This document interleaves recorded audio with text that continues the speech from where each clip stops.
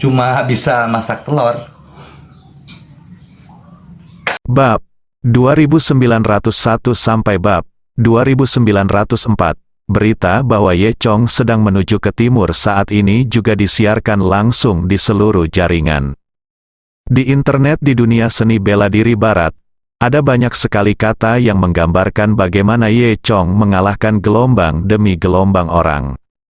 Dan segera, berita datang, Ye Chong bertemu Xiao Xiao, salah satu dari 8 hantu setan. Begitu berita itu keluar, semua orang terkesima. Apa, hanya ada Sean si ular manusia? Bukankah semua orang ikut bersamanya? Lagi pula, dia masih cacat. Raja Pedang, kita kalah lagi.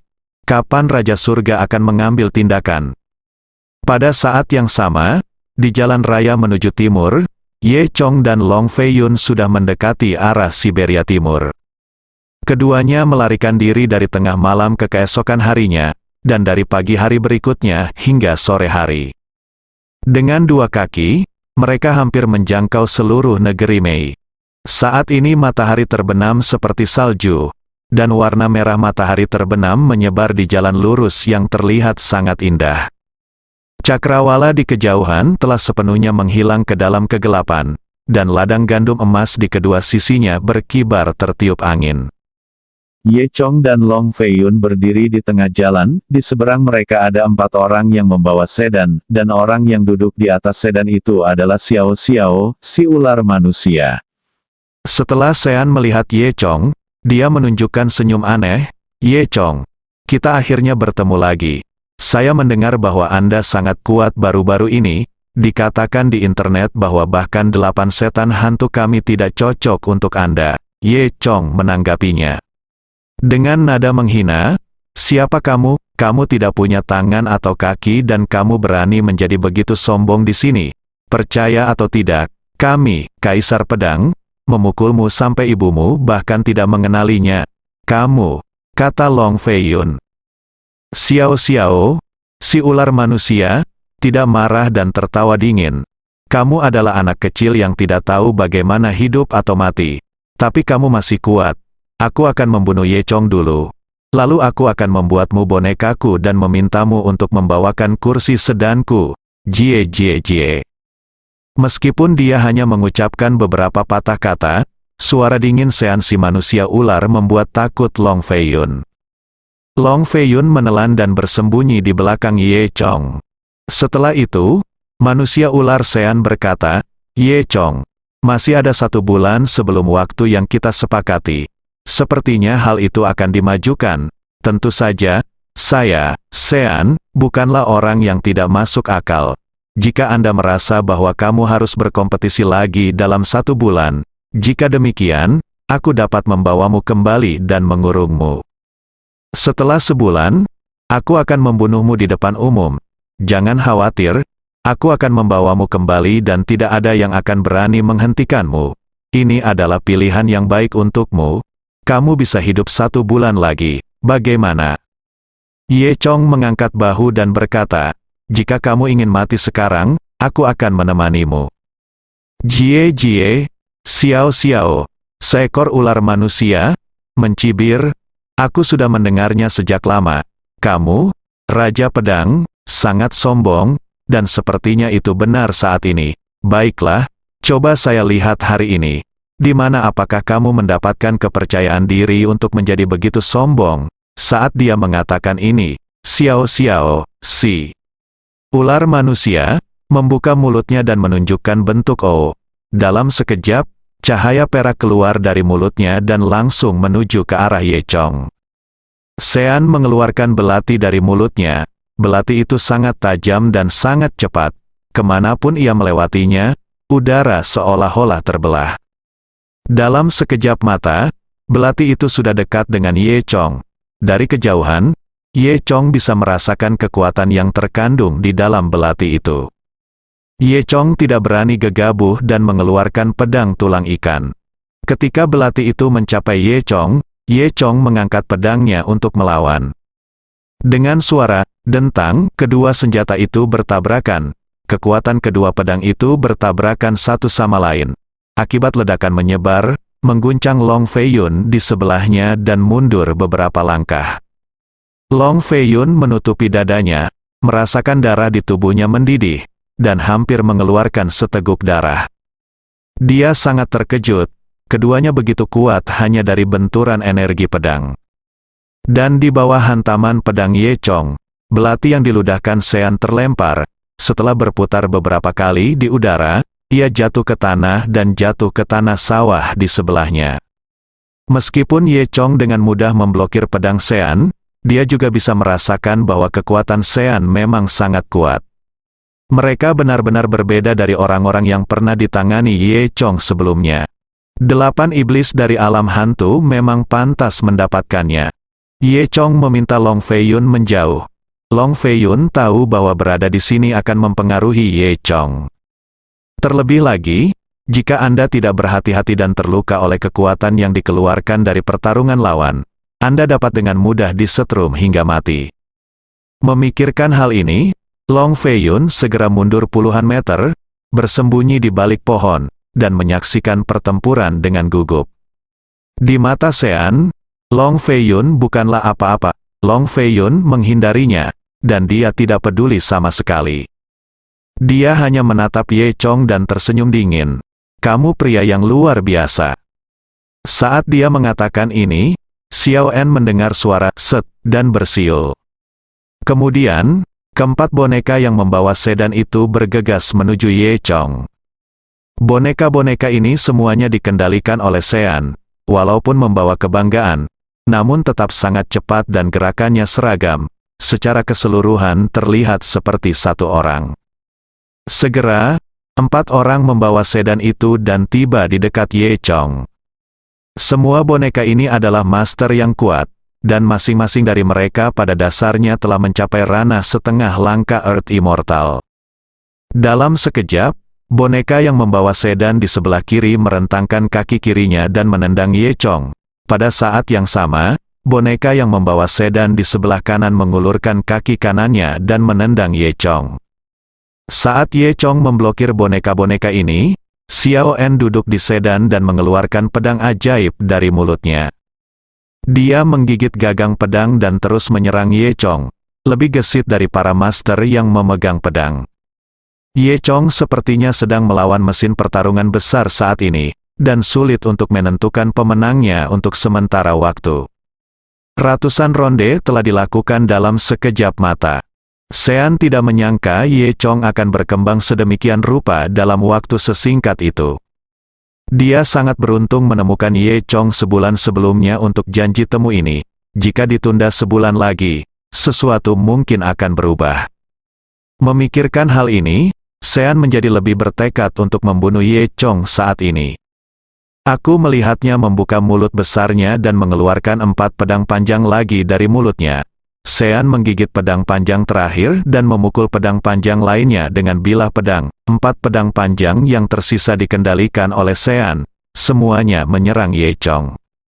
Terkadang, Sean menggelengkan kepalanya untuk membuang pedangnya, lalu menggigit pedang lainnya, lalu mengendalikan pedang tersebut.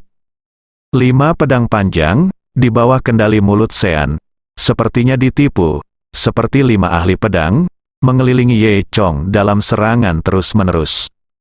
Harus dikatakan bahwa Sean, yang terlahir dengan disabilitas, mampu berlatih ilmu pedang hanya dengan satu mulut, bahkan Ye Chong mengaguminya. Pantas saja Tuhan tidak memberikan tangan dan kaki kepada Sean. Jika dia punya tangan dan kaki, kemungkinan besar dia akan menimbulkan malapetaka. Sean ini mempunyai niat jahat dan merupakan orang jahat. Jika tidak, dia bisa menjadi legenda di dunia seni bela diri. Dan pedang tulang ikan Ye Chong harus menahan tidak hanya 4 pembawa yang berada dalam satu tubuh, tetapi juga serangan dari Sean di atas. Dia mampu menahan serangan Sean di bawah gangguan terus-menerus dari 5 pedang panjang Sean. Ye Chong juga sedikit terentang untuk sementara waktu. Sean juga merasakan keadaan Ye Chong dan mencibir, "Nak, jika kamu tidak menunjukkan kartu trufmu, kamu akan mati." Ye Chong mengangkat bahu, "Belum tentu begitu." Sean mencibir, "Sekarang kamu masih keras kepala," pikir Ye Chong, Dia merentangkan telapak tangannya, dan pedang hijau kecil muncul di telapak tangannya. Kemudian, di bawah kendali Ye Chong, pedang hijau kecil itu terbang dengan suara mendesing dan langsung menembus hati keempat pembawanya. Pedang hijau kecil itu berputar dan kembali ke tangan Ye Chong lagi. Di sisi lain Ye Chong, dia masih memegang pedang tulang ikan, bertarung melawan 5 pedang panjang Xiao En. Hati keempat pembawa itu tertembus, kecuali tubuh mereka terguncang ketika pedang ilahi Kaisar Qing menembus tubuh mereka. Mereka bahkan tidak bereaksi sama sekali, tidak ada rasa sakit atau kematian. Sean tertawa ketika melihat ini dan berkata, "Semua bonekaku abadi dan tidak mengenal rasa sakit. Mereka hanya tahu bahwa ketika bertemu musuh, mereka harus membunuh musuh. Bagaimana? Apakah kamu takut? Benarkah, Ye?" Chong Leng mendengus, "Itu saja." Sebelum dia selesai berbicara, Sean awalnya menyeringai, tapi tiba-tiba, ekspresinya berubah. Kemudian, dia hanya merasa dirinya sedang tenggelam, dan seluruh sedan itu terhempas ke tanah dengan suara keras. Ketika dia melihat lagi, keempat pengangkutnya telah jatuh ke tanah, tidak bergerak. Xiao En masih meremehkan pedang ilahi Kaisar Qing milik Ye Chong. Itu adalah benda lama dari Dewa Pedang Krisan. Bagaimana itu bisa menjadi benda yang fana? Sean naik pitam. Kalian pasti tahu kalau keempat pembawa boneka ini dibuat oleh Sean dengan susah payah. Saat itu, dia menangkap 4 orang kuat di dunia seni bela diri dan secara paksa mengubah orang-orang kuat tersebut menjadi bonekanya.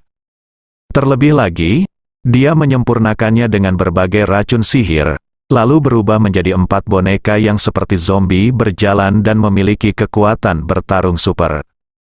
Tanpa diduga, dia akan dibunuh oleh Ye Chong sekarang. Ye Chong membunuh 4 pembawa, yang seperti memotong kaki Sean.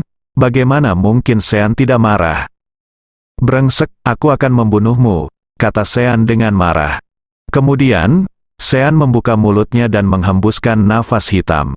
Ada 4 pedang panjang yang tersembunyi di energi hitam. Selain 5 pedang sebelumnya, ada 9 pedang panjang di langit, semuanya ditujukan ke Ye Chong. Sean menggunakan energi hitam untuk mengendalikan pedang panjang, dan semuanya terbang menuju Ye Chong. Pedang panjang ini memiliki postur yang berbeda, baik memotong, menebas, menusuk, atau memetik, menuju ke arah Ye Chong dari segala arah. Saya harus mengatakan bahwa keterampilan yang dikembangkan Sean sangat kuat. Pada saat ini, tampaknya ada 9 ahli pendekar pedang yang menyerang Ye Chong. Namun, Ye Chong juga bukan seorang vegetarian. Pedang tulang ikan melindunginya dari kedap udara, mencegat semua pedang panjang. Dan dengan jentikan tangan Ye Chong yang lain, pedang hijau kecil itu terbang lagi, langsung menuju ke arah Sean. Sean mengerutkan kening, dan pupil matanya memantulkan warna hijau dan melebar dengan cepat. Dia juga tahu betapa kuatnya pedang ilahi Kaisar Biru Langit dan tidak berani gegabah. Sean bersiul, dan 2 pedang panjang terbang kembali ke arahnya. Kemudian, hanya dengan 2 suara dentang-dentang, pedang ilahi Kaisar Azure langsung menembus 2 pedang panjang yang menghalanginya, menembus kedua lubang tersebut. Kecepatan Kaisar Qing tidak melambat dan dia masih terbang lurus menuju Sean. Ketika Sean melihat kedua pedang itu tidak dapat menghentikannya, dia segera mengingat kembali pedang lainnya. Bilah pedang yang tersisa saling bersilangan, membentuk pertahanan yang kokoh. Namun, hanya serangkaian suara dentang-dang-dang yang terdengar, dan King Di dengan mudah menembus semua pedang panjang itu. Namun, kecepatan pedang ilahi Kaisar Azure tidak melambat, dan itu sudah berada di depan Xiao En, dan hendak menembus alis Xiao Xiao. Dalam kilatan petir, Sean membuka mulutnya lagi dan mengeluarkan pedang ungu kehitaman. Pedang besar ini jelas berbeda dengan 9 pedang panjang lainnya, terlihat dari warna dan bahannya bahwa ini adalah pedang super. Tampaknya inilah yang dimiliki Sean di bagian bawah kotaknya. Benar saja, kekokohan pedang besar ini sungguh luar biasa. Dengan bunyi dentang, King Di menghantam badan pedang dari pedang besar tersebut. Pukulan ini tidak mematahkan pedang besar tersebut. Pedang ilahi Kaisar King dipantulkan kembali, berputar 2 kali di udara sebelum kembali ke tangan Ye Chong. Sean sangat marah.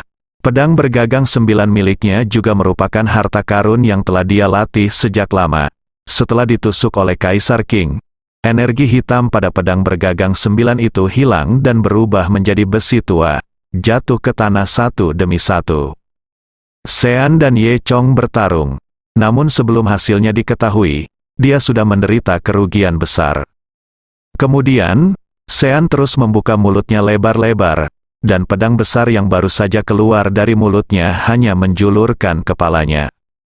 Tapi kali ini, seluruh pedang perlahan terulur dari mulutnya, dan itu berubah menjadi pedang besar berwarna hitam ungu dengan panjang 3 meter dan lebar setengah meter. Mata Sean berwarna merah darah. Ye Chong, kamu bajingan, aku tidak akan bisa membunuhmu jika aku tidak menggunakan senjata ajaibku hari ini. Long Fei Yun di kejauhan sangat terkejut. Dia melihat perut Sean. Ada apa salah dengan perut ini? Mungkinkah menampung begitu banyak pedang? Ye Chong tahu bahwa Sean pasti telah membuka area seperti ruang di perutnya. Setelah Sean memuntahkan pedang besar itu, warna ungunya berangsur-angsur berubah menjadi warna merah darah, yang sangat menakutkan. Di saat yang sama, di kejauhan, di balik pohon yang jaraknya ratusan meter dari tempat persembunyian Long Shaoyun, berdiri seorang wanita menawan. Dia mengamati medan perang dengan teleskop, tidak lain adalah Wang Jing yang menawan. Wang Jing tahu betapa kuatnya Ye Chong, dan dia bahkan tidak berani melangkah maju. Dia hanya mengamati pertarungan antara Ye Chong dan Xiao En dari kejauhan. Dia sudah lama memberitahu Sean bahwa Ye Chong sulit dihadapi, dan dia pernah menderita kerugian di bawah Ye Chong sebelumnya. Meskipun kekuatan Sean mungkin sedikit lebih kuat dari miliknya, dia tidak cukup kuat untuk menghancurkannya, jadi melawan Ye Chong tidak semudah yang dibayangkan Sean. Namun, Sean ini tidak mempercayai apa yang dikatakan Wang Jing. Saat ini, Xiao En telah menderita kerugian besar. Wang Jing tidak bermaksud untuk menikmati kemalangannya, dia hanya mengerutkan kening pada kekuatan Ye Chong. Mungkinkah kita, 8 hantu setan, bukan lawan Ye Chong? Wang Jing berpikir. Kalau dipikir-pikir, ini sepertinya terlalu menakutkan. Di medan perang, setelah Sean memuntahkan pedangnya, dia berkata dengan dingin, "Saya telah mendukung pedang hantu ini dengan energi berdarah langit dan bumi selama beberapa dekade. Hari ini, saya akan membiarkan Anda merasakan kekuatannya." Setelah mengatakan itu, Sean meraung, dan pedang besar di langit tiba-tiba mengeluarkan raungan panjang, turun dari ketinggian, dan ujung pedang diarahkan ke Ye Chong. Segera setelah itu, pedang besar itu menikam Ye Chong dengan keras, seolah-olah itu seperti ular raksasa purba, membuka mulutnya yang berdarah ke arah manusia kecil itu. Pada saat ini, cahaya matahari terbenam diselimuti oleh pedang raksasa. Ye Chong berdiri di bawah bayangan pedang raksasa, matanya tegas dan tidak takut. Kali berikutnya, pedang raksasa itu ada di depan Ye Chong. Ye Chong mengangkat pedang tulang ikan dengan ujung pedang menghadap ke atas. Hanya terdengar suara dang, dan ujung kedua pedang itu saling bertabrakan. Ye Chong segera merasakan kekuatan luar biasa dari pedang raksasa itu. Dan dia terpaksa mundur beberapa langkah oleh kekuatan ini, dan kakinya meninggalkan 2 bekas luka yang dalam di tanah. Saat ini, pedang tulang ikan di tangannya juga menjadi sedikit bengkok. Jelas sekali, pedang raksasa ini sangat kuat. Pada saat ini, Sean menunjukkan senyuman gila. "Jie, apakah kamu pikir kamu bisa melawanku jika kamu memiliki beberapa keterampilan? Pergilah ke neraka." Kemudian, Sean terlihat terus-menerus mengucapkan mantra di mulutnya. Pada saat yang sama, raksasa itu aura berdarah pada pedang menjadi semakin kuat. Aura berdarah dari pedang besar itu hampir terlihat dengan mata telanjang, menyebar di sepanjang pedang tulang ikan dan perlahan menuju ke arah Ye Chong. Bahkan orang bodoh pun dapat melihat bahwa aura merah yang dibawa pedang ini sangatlah beracun. Long Fei Yun di kejauhan tidak bisa menahan keringat, khawatir Ye Chong tidak akan mampu menahan pukulan itu. Melihat nafas berwarna merah darah, itu melingkari lengan Ye Chong, dan kemudian di sepanjang lengan, melingkari seluruh tubuh Ye Chong. Sean mencibir, "Kamu bajingan, bunuh bonekaku, dan aku akan mengubahmu menjadi boneka. Kamu tidak akan pernah bisa berdiri lagi, dan kamu akan selalu menjadi pembawaku." Setelah itu, Sean menggumamkan kata-kata lagi, membungkus Ye Chong. Lampu merah berdarah segera melonjak dan mulai menembus ke dalam kulit Ye Chong. Jika ini adalah orang biasa, dia akan terkikis sampai ke tulang oleh darah merah dan berubah menjadi mayat berjalan. Namun, yang tidak diketahui Sean adalah bahwa Ye Chong memiliki tubuh emas yang tak terkalahkan untuk melindunginya dan kebal terhadap semua racun. Dan Xiao En tersenyum, dan tiba-tiba senyumannya mengeras lagi. Bagaimana ini mungkin? Ye Chong mendengus dingin, "Kamu berani memamerkan keterampilan kecilmu." Lalu, Ye Chong mendengus. Bingung tubuh itu meledak menjadi api cian. Kemanapun nyala api cian lewat, ia membakar semua cahaya merah. Kemudian, energi naga dan phoenix di tubuh Ye Chong mengikuti pedang tulang ikan dan mulai menjadi bumerang pada pedang besar itu. Dalam sekejap, pedang besar itu mulai terbakar dan bergetar terus-menerus. Sean melihat harta karunnya dibakar oleh Ye Chong, dan gas beracunnya melemah, jantungnya berdarah, tapi dia tidak punya pilihan selain bertahan. Pada saat yang sama, Ye Chong tiba-tiba melintas dan berada di belakang Xiao En. Sean tidak menyangka Ye Chong akan secepat itu. Hampir di saat yang sama, pedang besar itu kehilangan perlawanan Ye Chong. Setelah berhenti sejenak di udara, pedang itu jatuh ke tanah dengan keras, dan separuh tubuh pedang itu jatuh ke tanah. Dan Ye Chong sudah berdiri di belakang Xiao En. Ye Chong berkata dengan tenang, "Kamu bisa mati." Saat dia mengatakan itu, Ye Chong mengayunkan pedang tulang ikannya, bersiap untuk memberikan pukulan fatal pada Xiao En. Namun, saat Ye Chong mengayunkan pedang tulang ikan, pedang itu kosong. Tanpa disangka, Sean memiringkan badannya dan tergeletak di tanah, beberapa sisik menonjol dari perutnya, lalu ia mengeluarkan suara desir. Lalu, Sean benar-benar terpeleset ke tanah, benar-benar seperti ular. Baru saat itulah Ye Chong menyadari alasan julukan Sean sebagai ular manusia. Ini adalah sesuatu yang Ye Chong tidak pernah duga. Ye Chong awalnya berpikir bahwa tanpa pembawa, Sean tidak akan bisa bergerak. Meskipun dia kuat, dia terhambat oleh ketidakmampuan untuk bergerak, yang tidak perlu dikhawatirkan. Oleh karena itu, Ye Chong tidak menggunakan seluruh kekuatannya dengan pedang ini. Berpikir bahwa satu pedang sudah cukup untuk membunuh Xiao En.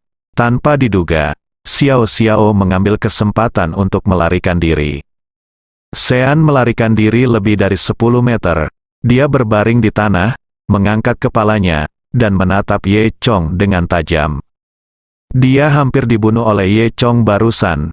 Tanpa diduga, Ye Chong justru memaksanya menggunakan kartu truf terakhirnya. Biasanya, Sean tidak akan memperlihatkan sisik di perutnya, dia akan memberikan ilusi kepada orang-orang bahwa dia cacat dan tidak bisa bergerak. Dan setiap orang yang pernah melihatnya menggunakan sisik perutnya sudah mati.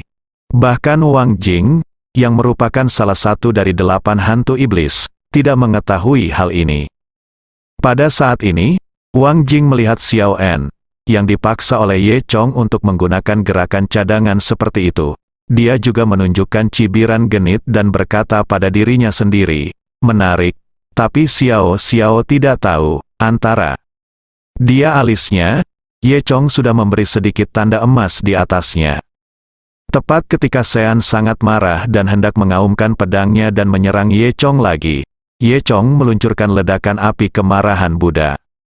Terjadi ledakan keras, dan Sean meledak seperti serangga besar yang tergeletak di tanah, berputar beberapa kali di udara sebelum jatuh dengan keras ke tanah. Sean tidak menyangka Ye Chong bisa melakukan ini, meski tidak menyebabkan kerusakan fatal pada Sean. Namun hal ini membuat Sean sangat marah. "Cumi palsu, aku akan membunuhmu," kata Sean dengan marah. Saat Sean meraung, pedangnya terangkat kembali pada saat ini. Lampu merah di sekitar pedang menjadi lebih kuat, dan itu benar-benar mengembun menjadi ular raksasa berwarna merah terang. Ular raksasa itu mengeluarkan surat itu dan memandang Ye Chong dengan merendahkan. Dibandingkan dengan ular raksasa ini, Ye Chong sangat kecil. Apa yang Ye Chong tidak duga adalah saat ini, Sean ini masih bisa melawan. Namun, Ye Chong juga bisa melihat bahwa ini adalah langkah terakhir Sean. Sean membakar esensi dan darah di tubuhnya, secara paksa menaikkan dirinya ke level lain, lalu berubah menjadi ular merah cerah dan menyerang Ye Chu. Bahkan jika dia mengalahkan Ye Chong dengan gerakan ini, tingkat budidayanya akan sangat berkurang di masa depan. Dapat dikatakan bahwa Sean telah menghabiskan sisa hidupnya mencoba membunuh Ye Chong. Oleh karena itu, pukulan ini bukanlah masalah kecil, dan Ye Chong tidak berani gegabah. Pada saat ini, Wang Jing, yang berdiri jauh, menggelengkan kepalanya dan berkata, "Mengapa ini perlu?" Dia sudah memberitahu Xiao En bahwa Ye Chong sangat mengesankan. Tapi Sean tidak percaya. Jika Sean percaya padanya dan membawa beberapa orang lagi, aku khawatir dia tidak perlu membuang tenaga dan darahnya seperti ini sekarang. Memikirkan hal ini, Wang Jing menghela nafas. Saat ini, melihat ke arah Sean, dia benar-benar dalam keadaan gila. Dia adalah salah satu dari 8 iblis di alam hantu, dan dia belum pernah dipukuli seburuk ini oleh orang lain ketika dia membunuh orang lain. Xiao En sangat marah, matanya merah darah, dan dia bersumpah untuk tidak menjadi manusia kecuali dia membunuh Ye Chong. Saat dia berbicara, dia melihat ular raksasa itu bergegas menuju Ye Chong. Pada saat yang sama, sisik di perut Sean mengeluarkan suara gemerincing, dan seluruh tubuhnya berubah menjadi bayangan hitam dan bergegas menuju Ye Chong. Ye Chong tidak berani mengabaikannya sama sekali, dan bola kekuatan emas mengembun di telapak tangannya. Itulah kekuatan inti yang melekat pada garis keturunan Huang Long. Serangan yang membakar hati dan darah Sean ini bukanlah masalah kecil. Kekuatan serangannya telah melampaui Dewa Tanah Zhoutian Agung. Saya khawatir kekuatan serangan ini dapat mencapai tingkat kesempurnaan yang lebih tinggi. Oleh karena itu, Ye Chong hanya bisa memobilisasi esensi kekuatan di tubuhnya, dan mungkin dia bisa melawannya. Detik berikutnya, Ye Chong menjentikkan tangannya, dan bola energi emas seukuran kepalan tangan terbang seketika. Bola energi ini kelihatannya kecil, namun nyatanya kekuatannya tidak kalah dengan ular besar milik Sean. Segera, emas dan merah bertabrakan satu sama lain di udara, menghasilkan suara ledakan yang sangat besar. Hanya mendengar ledakan, seluruh dunia seakan bergetar. Dalam sekejap, cahaya keemasan mengambil alih dan menyelimuti segalanya. Bahkan Long Fei Yun di kejauhan harus menahan seluruh kekuatannya, dan mengumpulkan perisai pelindung di depannya, mencoba menahan akibat dari ledakan kekuatan ini. Ketika dampak dari kekuatan tersebut mengenai perisai pelindung Long Fei Yun, perisai tersebut hancur seperti cangkang telur karena dampaknya. Long Fei Yun juga terguncang oleh kekuatan yang kuat ini, kakinya terhuyung, dan dia duduk di tanah, memuntahkan seteguk darah. Di saat yang sama, Wang Jing yang berada jauh, segera mundur saat melihat ledakan. Namun, saat dia mundur kurang dari 200 meter, dampak ledakan telah menyebar ke sekelilingnya. Tubuh Wang Jing mati rasa, dan darahnya mendidih karena syok. Wang Jing berseru dalam hatinya, itu terlalu kuat. Dia begitu jauh dan bisa merasakan kekuatan yang begitu kuat. Jadi, apakah Xiao En dan Ye Chong di pusat ledakan sudah mati? Saat ini, Wang Jing tidak bisa lagi merasakan nafas Sean sama sekali. Kedelapan hantu setan itu peka satu sama lain. Ketika mereka dekat, mereka bisa merasakan nafas satu sama lain. Pada saat ini, Wang Jing tidak dapat merasakan nafas Sean sama sekali. Ini hanya berarti bahwa orang lain dari 8 setan jalan hantu telah meninggal. Mengenai apakah Ye Chong sudah mati atau belum, Wang Jing tidak yakin sekarang. Dia berpikir sejenak, haruskah dia maju dan memeriksa apakah Ye Chong sudah mati? Jika Ye Chong tidak mati, dia akan memanfaatkan kelemahan Ye Chong dan memberinya pukulan paling fatal. Namun, Wang Jing sangat ketakutan karena Ye Chong masih memiliki kemampuan bertarung. Lagi pula, Ye Chong sangat mengejutkan Wang Jing. Wang Jing berpikir sejenak, memutuskan untuk pergi, lalu pergi tanpa berpikir. Butuh waktu 10 menit agar asap dari ledakan besar itu perlahan menghilang. Setelah asap dan debu menghilang, kawah besar berbentuk mangkuk terlempar keluar dari jalan yang semula mulus, dan sawah di sekitarnya berubah menjadi reruntuhan. Di reruntuhan, ada seseorang yang berdiri. Dia terlihat sedikit malu, tapi dia masih berdiri. Itu adalah Ye Chong.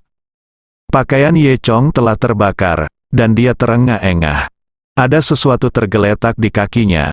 Jika diperhatikan baik-baik, itu tak lain adalah Sean, si manusia ular. Meski pertarungan keduanya telah tiba sebelumnya, Sean tetap dibunuh oleh Ye Chong. Ye Chong mengatur napasnya dan memandangi Sean yang sudah mati. Ia harus mengakui bahwa Sean manusia ular ini masih sangat kuat.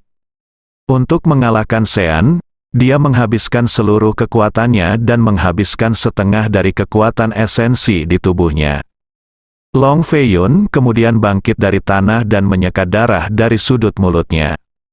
Ketika dia melihat pertempuran telah usai dan musuh telah mati, dia sangat gembira dan segera berlari.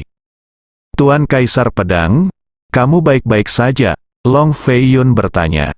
Ye Chong berkata, tidak ada yang serius. Hanya saja aku mengkonsumsi terlalu banyak sekarang dan aku sedikit kelelahan. Tuan Kaisar Pedang, pukulan tadi mengejutkan para dewa, kekuatan penghancurnya terlalu kuat. Mungkinkah ini terjadi? Dewa tanah yang sebenarnya, kekuatan, Long Fei Yun terus memujinya. Ye Chong kemudian meminum beberapa pil dan kekuatannya hampir pulih. Kemudian, dia berkata kepada Long Fei Yun, ayo pergi. Long Fei Yun mengangguk dan tampak sedikit khawatir saat melihat keadaan Ye Chong. Tuan Kaisar Pedang, aku ingin tahu apakah ada musuh di belakang kita. Jika masih ada musuh, apakah kamu, oke, Long Fei Yun bertanya. Ye Chong tersenyum dan berkata, sekarang aku bisa membunuh seseorang sekuat Sean. Bagaimanapun, Ye Chong masih memiliki setengah dari kekuatan esensi di tubuhnya. Meskipun energi fisiknya banyak dikonsumsi sekarang, namun masih memiliki potensi perlawanan. Keduanya melanjutkan perjalanan tanpa ragu-ragu. Kini, mereka berada tidak jauh dari perbatasan timur negeri Mei, dan mereka sudah bisa melihat pegunungan putih bersalju di Siberia Timur di kejauhan. Selama Anda melintasi pegunungan bersalju, Anda akan meninggalkan wilayah negara Mei. Ye Chong tahu bahwa orang-orang di lorong pertama pasti akan menunggunya di sana, dan dia akan aman saat itu. Semakin dekat dia ke pegunungan bersalju Siberia Timur, Long Fei Yun semakin bersemangat. Kami akan segera dapat meninggalkan kerajaan Mei, dan kami akan aman saat itu, Long Fei Yun berkata dengan penuh semangat. Tuan Kaisar Pedang, Anda telah membuka mata saya, suatu kehormatan bagi saya untuk datang jauh-jauh bersama Anda. Melihat kegembiraan Long Fei Yun, Ye Chong tidak banyak bicara. Faktanya, Ye Chong tidak seoptimis Long Fei Yun. Meskipun dia semakin dekat ke pegunungan bersalju di Siberia Timur, Ye Chong tidak bersantai. Karena selalu ada satu orang terkuat yang belum muncul, yaitu orang nomor satu yang diakui di dunia seni bela diri barat, Raja Zebus. Ye Chong sebelumnya memperoleh informasi tentang Zebus dari saluran pertama. Zebus, Raja Surga, jauh lebih kuat dari Raja Laut dan Hades yang dibunuh oleh Ye Chong, dan kekuatannya jauh lebih baik dari keduanya. Adapun seberapa kuatnya dan bagaimana perbandingannya dengan 8 setan jalan hantu, saluran pertama belum mengetahuinya. Zhao Sanhe pernah berkata bahwa Zebus ini mungkin lebih kuat dari 8 setan jalan hantu. Oleh karena itu, Ye Chong masih sedikit takut dengan Zebus ini. Lewat tengah malam, langit dipenuhi bintang-bintang, berkelap-kelip sangat indah. Mereka telah sampai di kaki pegunungan yang tertutup salju. Pegunungan bersalju di Siberia Timur berada di zona dingin sepanjang tahun. Melihat sekeliling, pegunungan tersebut tertutup salju sepanjang tahun dari tengah ke atas dan berwarna putih seluruhnya. Salju tampak sangat dingin di bawah malam. Terdapat banyak gua salju glasial di pegunungan salju Siberia Timur, dan es di beberapa tempat bahkan telah terakumulasi selama ribuan tahun. Seluruh pegunungan membentang puluhan ribu kilometer, dan banyak di antaranya merupakan tempat yang tidak dapat diakses. Ye Chong mendongak, memandangi pegunungan yang tertutup salju yang menjulang tinggi, dan berkata dengan tenang, "Ayo naik gunung." Pada saat ini, Long Feiyun telah mencapai batas kekuatan fisiknya. Bagaimanapun, kekuatannya masih jauh di belakang Ye Chong. Serangan cepat yang terus-menerus membawanya ke batas kemampuannya. Namun, Long Feiyun masih mengertakkan gigi dan mencoba yang terbaik untuk mengimbangi kecepatan Ye Chong. Segera, kedua orang itu naik ke gunung salju. Semakin tinggi Anda pergi, semakin dingin cuacanya. Salju di pegunungan yang tertutup salju sangat tebal sehingga jika Anda menginjaknya, separuh kaki Anda akan tenggelam. Di bawah salju masih banyak lubang es yang tersembunyi, dan Anda akan terjatuh jika tidak hati-hati.